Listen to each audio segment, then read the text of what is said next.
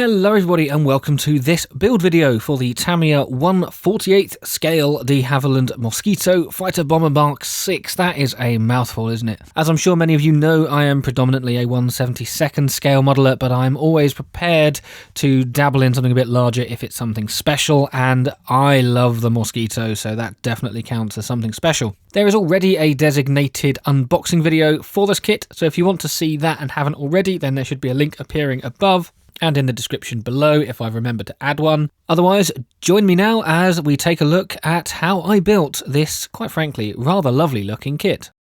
According to Scalemates, the original tooling date for this was 1998.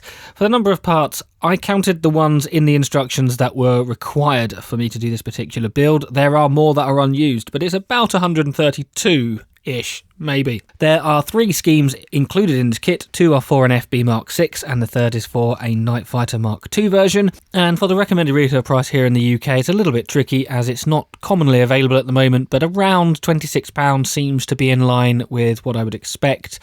I personally bought mine for £28 from the de Havilland Museum. Construction starts, as per the instructions, with not the cockpit interior, but the engine nacelles. Yes, how weird is that?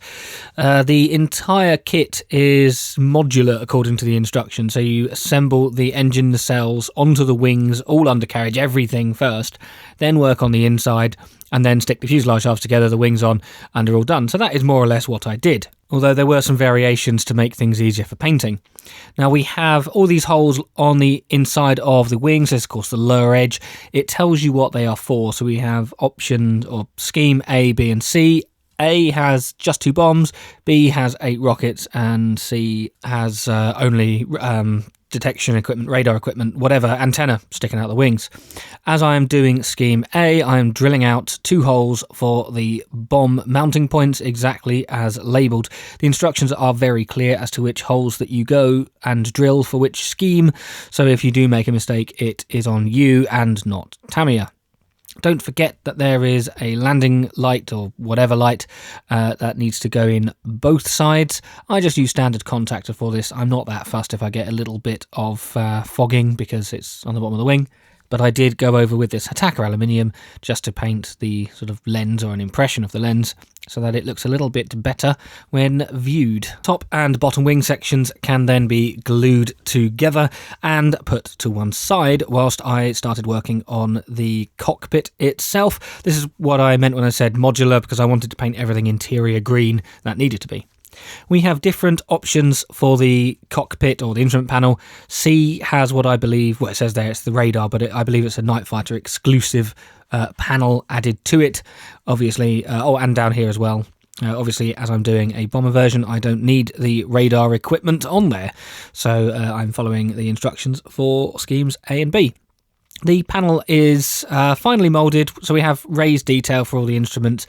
There are decals that go on as well, so you have to use plenty of softening fluid if you want the rather thick decal to go onto the raised surface. The reflector gun sight was also glued in at this point. This is a single clear piece, although most of it ends up being painted black.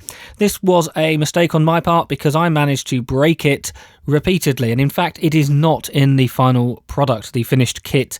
It fell out just before I put the canopy on and I didn't notice it until I ran over it with my chair, so there's not much left of it, so I just, well, didn't put it in, couldn't be bothered.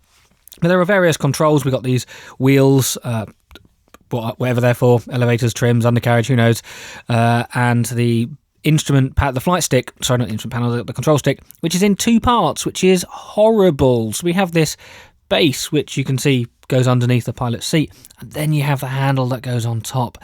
Even in 48 scale, that seems unnecessary. I don't know why they couldn't just mould it in one piece, but either way, thankfully, no issues, just being gentle was enough. The entire thing will sit like this. You can see that Tamiya have modelled the barrels of the machine guns. That can be viewed by removing a nose panel, as you'll see later on. The barrels do protrude out of the nose cone, so you do need to install those, even if you're not going to put the cover over or have the cover off. Anyway, this main piece has, as you saw, the fuel tanks underneath, so that it lines up as the internal bomb bay area. This being a fighter bomber version only uses half of the bomb bay, say, because there are a 20mm cannon in the forward half of it. But this means that it's, of course, part of the overall cockpit structure that I am now working on.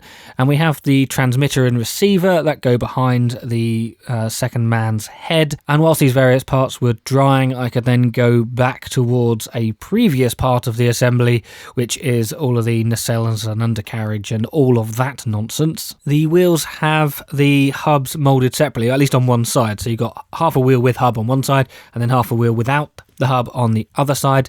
So that is glued on. I believe that is because there's an alternative version for that one side. Worth noting, at least I think it's worth noting, that the wheels are not weighted. So weighted wheels means that you've got a bulge to represent gravity, the mass of the plane pushing down on the tyre. You see that a lot in 72nd these days, but for some reason in 1998, Tamiya didn't do that on their 148th Mosquito.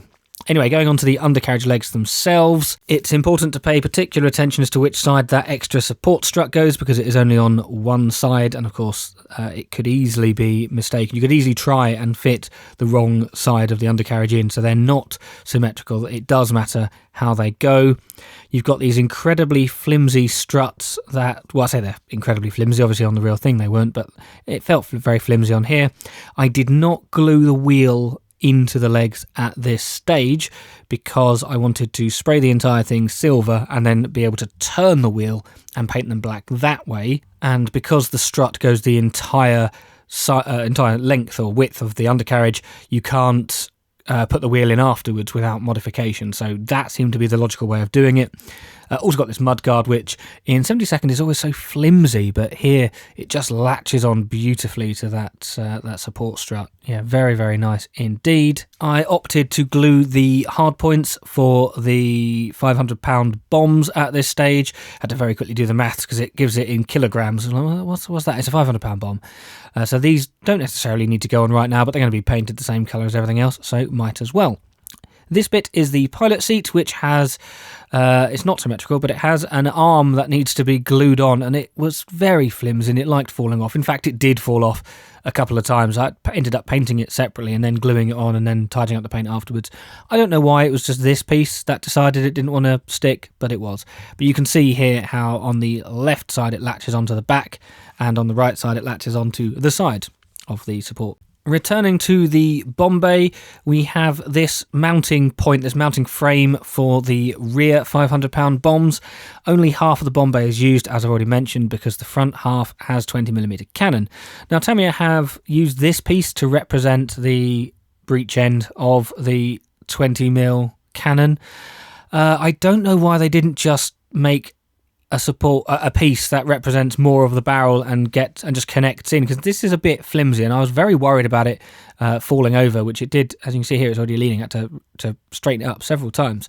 So it would make more sense, as you can do the bomb bay open, to just include the guns, either the whole barrels or the whole detail. I mean, they've clearly done that on the fuel tanks. They've detailed the entire bomb bay, but then only given you racks for the second half and not bothered with the full guns on the first half. I don't know.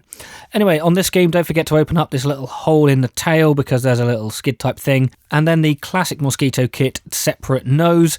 Makes sense because the fuselage is mostly the same on all Mosquitoes, but the nose, of course, would be different for whether it's a bomber, photo reconnaissance fighter, blah, blah, all of that, or night fighter. So you just have to clip on either side the front nose section onto the fuselage. Everything has been hit with a bit of Tamiya fine grey primer just from a rattle can before we move on to the painting, which is using interior grey-green from Hataka.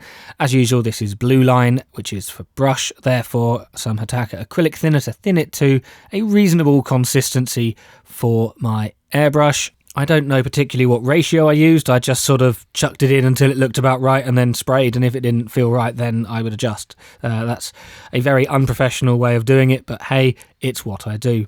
The entire inside was sprayed more or less in line with where I thought things would be. Also note that the gun reflector sight is still attached, and now it is not. So that was the first time it was broken, but I have picked out the transmitter and receiver in various colours. So they are black, and then you've got these other colours on there.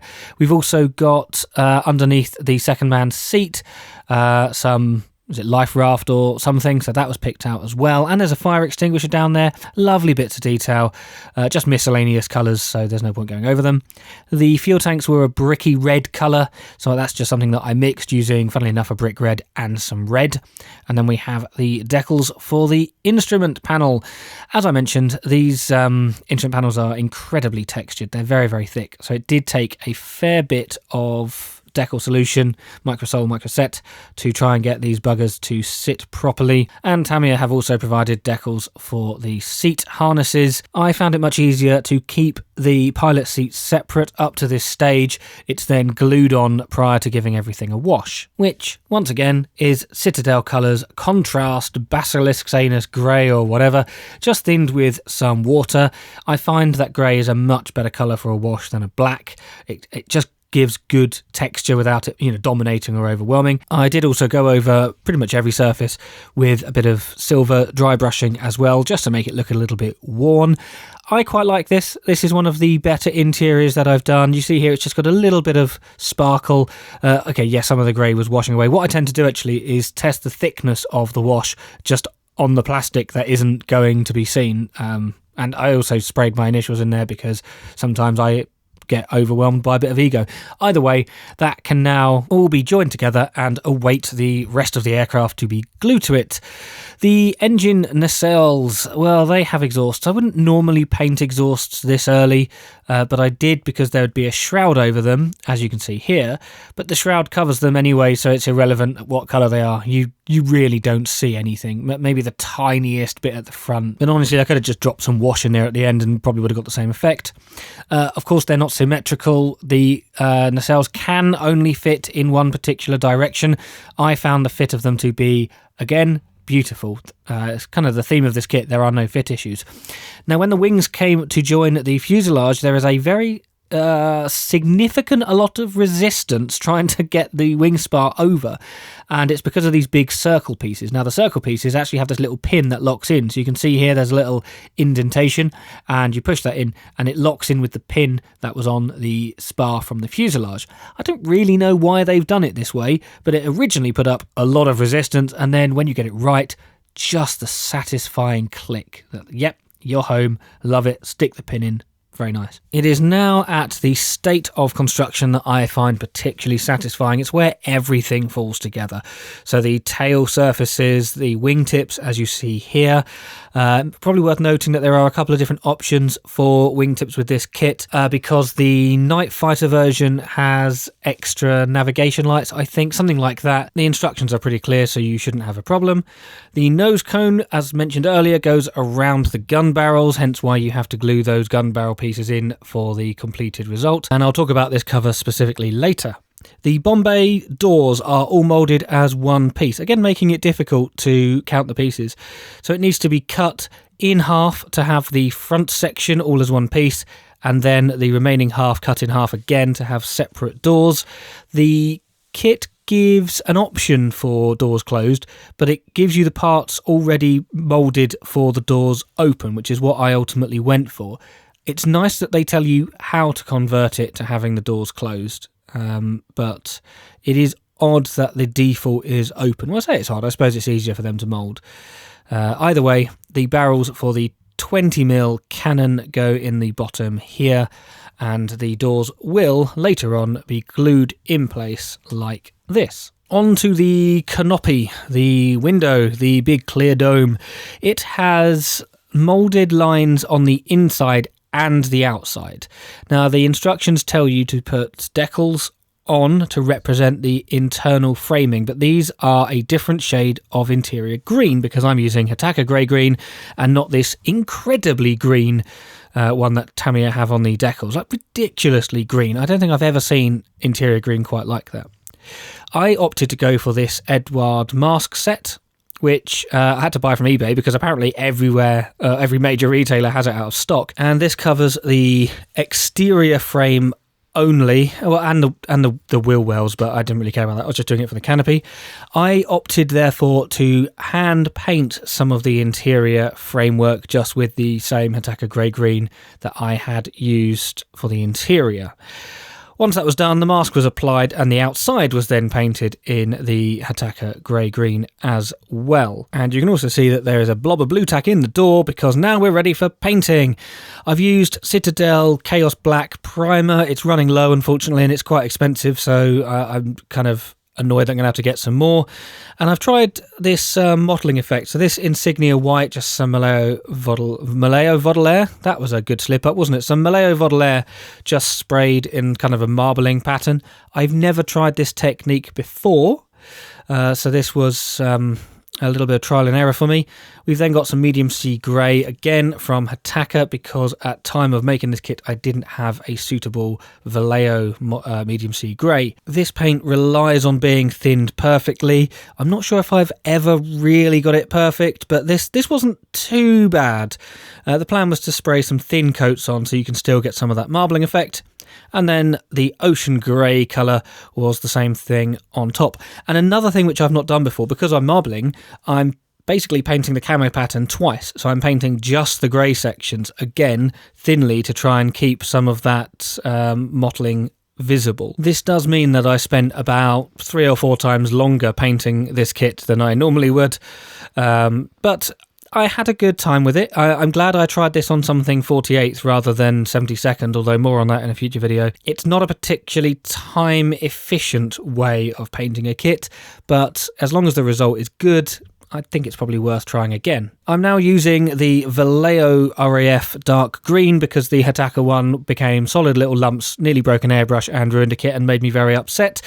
I always forget how thin this paint is, really thin. Now obviously that's quite good if you want to show the marbling through, but by marbling white and black it was very obvious. So it took quite a few coats to get the correct opacity whilst you could still see some of the marbling underneath. Maybe if I were to try this again I wouldn't want to use that green. Gloss varnish was then applied liberally in advance of the decals, and you can see here how just chaotic they are. Some manufacturers will keep Scheme A in one little block, Scheme B in one little block, Common in one little block, etc.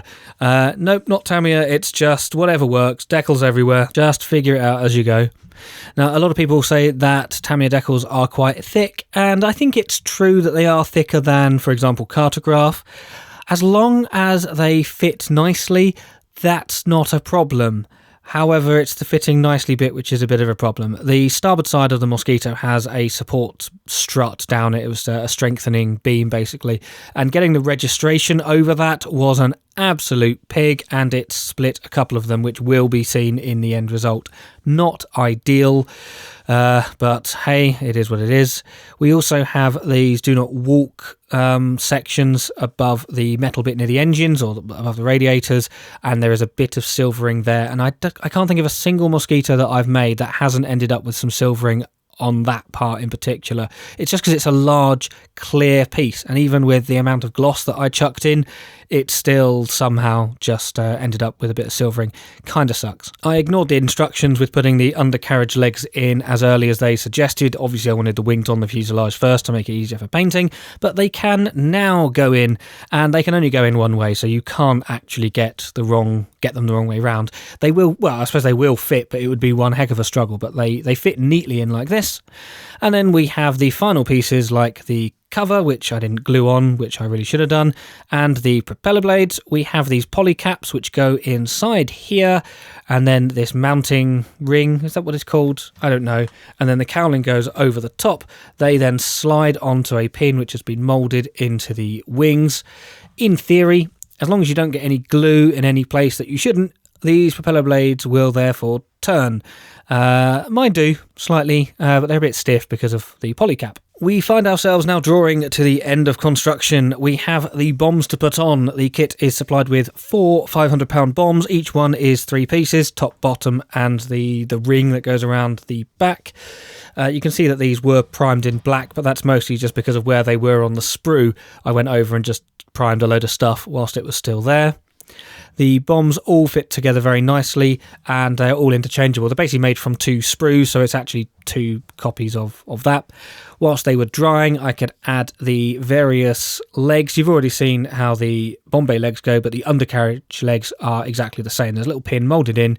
If you want to model the undercarriage up, you will have to figure out a way of doing it yourself because the instructions don't mention that.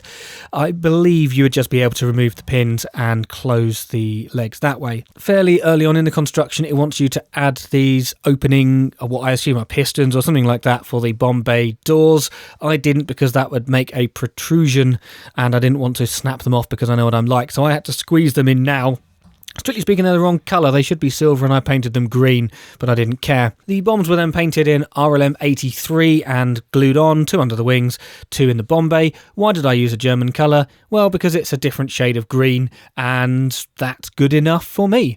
So with that done, I now present the finished result. To quickly cover a few things that I didn't mention, I chose to have the door open on this and it comes supplied with a ladder. It does somewhat ruin the sleek lines of the Mozzie, but it was a bit of variety. I obviously didn't put it in right to the end, and I wasn't 100% sure if I was going to. I am glad that I did, however. The cover over the guns is removable, however it is slightly bent out of shape and there is an extra seam. That is because I didn't glue it on. Now, I don't intend to display it with the nose open, so I should have just glued it on, but I thought I would do it just to show you in the video. I thought, oh yeah, when it's spinning on the table, I'll occasionally take it off and that's fine. And at one point, before it was painted, it ended up on the floor and I ran it over with my chair trying to find it. So I would advise just being better, actually. But I'd advise, if you're going to glue it on, just glue it on. If you're not, then keep it very safe. But I wanted to blue tack it on to then paint it so the camo line fits in, and it was just a bit of an ordeal. And yeah, now it's got this slight seam that you can see down it. The paint mask cost me about £5, so add that to the 28 quid that I paid for the kit itself. Is it essential? Well, no, of course not. You can either hand paint it or you can make your own mask. I was originally planning on just making my own. However, the panel lines are horrendously thin. They are so thin, I had no confidence in my ability to do that and thought, you know what, a £5 for the convenience is worth it. And I'm very glad that I did that. Although the paint mask was a tiny bit too big in certain places, which is odd because it's designed for this kit, and also goes over some of the internal green panel line. So you don't paint the entire inside canopy panel line stuff with the green. You can still paint it on the outside as normal. The idea is that there should be some of it which was only internal. There was no external frame, but I don't think the instructions got it right. It's hard to explain and it's very annoying. It felt like I wasted some time on there, but hey, the end result is okay. Eagle-eyed amongst you may notice that there is another piece missing. On the starboard wing, there should be a little light. You've got the red on the port wing, but there's no green on the starboard. That is simply because I was gluing it on and it pinged out of the tweezers and I saw it shoot across the room, and it is a very small and very clear piece. I think it landed in a model railway wagon, but I couldn't find it in the wagon, so it may have bounced out. I have done a quick look for it and have yet to find it, but I am still living in hope that I will find it.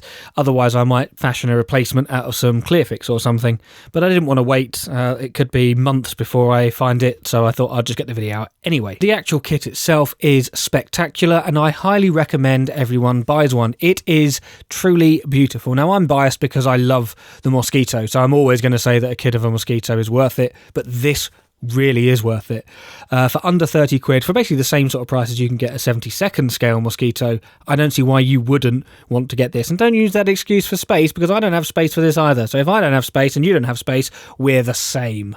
Buy it anyway. But if you can think of a valid reason to not grace your shelves with a 1/48 scale Tamiya Mosquito, then please let me know in the comments below, because I'm going to leave it there. Oh, I'm actually going to mention one thing, and that is I sprayed everything with matte varnish. I just forgot to show it, and the matte varnish is slightly satin, and you can't really see the silvering in the end result, so I don't really have a problem. Anyway, if you liked the video, you could give it a thumbs up, and if you haven't subscribed already, then please do. You can even hit the notification bell if you want to be notified of when a new video goes live.